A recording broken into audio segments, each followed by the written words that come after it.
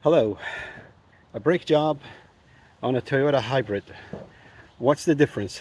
Okay, Toyota Hybrid, uh, most of them comes with push start.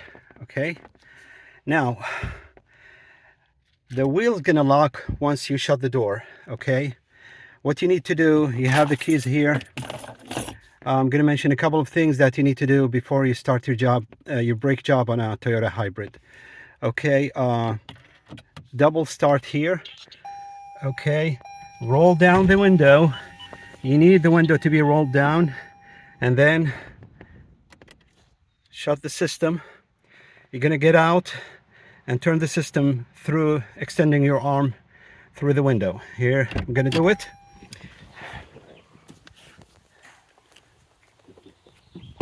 Okay. All right. Here's 1, 2. Okay. Now the wheel, I can move the wheel. What can do? Just turn it off. Grab the key. Okay. All right, and do not open the door. Okay, because once you open the door, the wheel's gonna lock, and you need the steering wheel to move so you can do the brake job easily. As you can see here, I can turn it. Okay. All right. So these are two important things. Keep the keys away. Do not open the door. Unlock the steering wheel the way I showed you. And just a quick show here. I'm not going to show you the whole process because it's on the internet all over the place. 21 to take off the wheels, big flat screwdriver to push the caliper, 14 millimeter for the caliper, 17 with a brake bar for the caliper bracket. If you have one of these, you don't want to choose, you don't want to replace the rotors, that's fine. Mine is 28 millimeters and minimum is 25, so I'm not going to change it. By the way, my pads today, as of today, it's 4 millimeters, so 17 to hold the pin. As you can see, this is the full 14 millimeter for this one to hold this one. Okay, you know what to do. I'm going to just concentrate on the things that are related to Toyota and hybrid. This is to grease anything that close to rubber. Grease the pins. Okay, here's the part number if you want it. It's from Toyota, between $10 and $15. Okay, if you have one of these, you can use it, but be careful. Do not use this brake grease near any rubberized material. It's going to damage it. Okay, if you use it with this one, it's going to damage the rubber. So this one only for just in case, you know, to put it in a place where metal and metal meets together. Okay, this kind of grease is for the shims. Okay, between the shims and the pad, if you're using the original. Okay, I have plenty of them and some left over. This is for if you want to remove the caliper bracket 17 millimeters, you need to put a little just in case. You need a torque when you torque the torque wrench to torque back the screws. 25 for the 14 millimeter, and let's say 90 for the 17s. Okay, now the parts. Okay, the parts here, I bought it from the dealer. This is the original. This is the one that comes from the factory. It's a white box. It's not the ZZ. So always look for this one.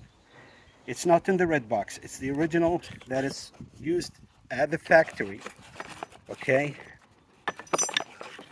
This is how it looks. Nothing comes with it. You can tell it's original from the logo here, Toyota and Lexus. Okay, I don't know who makes them, but in order to replace them, you'll need this to shim kit. It's optional, but in my case mine are rusted and ugly because it comes with the grease, as you see, the one I showed you. It comes with those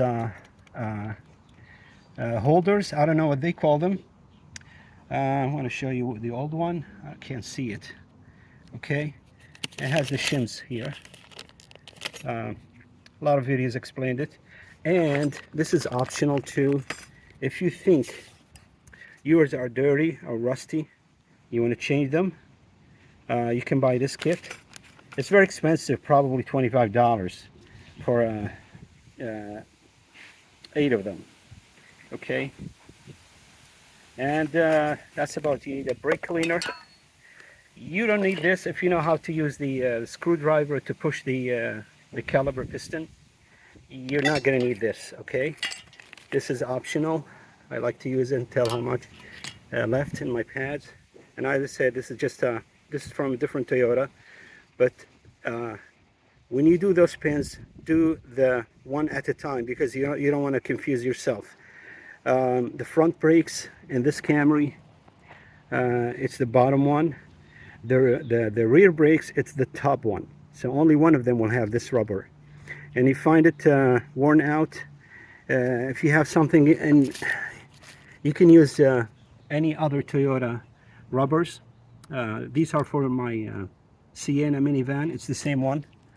So just pay attention, because I remember many years ago I used that grease and destroyed every single rubber in my brake system. Okay, and that's about it. Let's summarize. Here's the part number for the pads. Here's the part number for the shims. That will come with the holders and the grease. And this is the part number for the I don't know what they call them, front caliper fitting kit. You know where's that? It's only here. I can show it to you here. It's this one. Looks to me it's okay, but I'm gonna change it anyway, because I have 4mm left. I'm gonna show you here. As you see, as you can tell, it's 4mm left. I put my gauge on it, and I have 28 here left, so I'm not going to change this one. And this 4mm came. All right, put this back.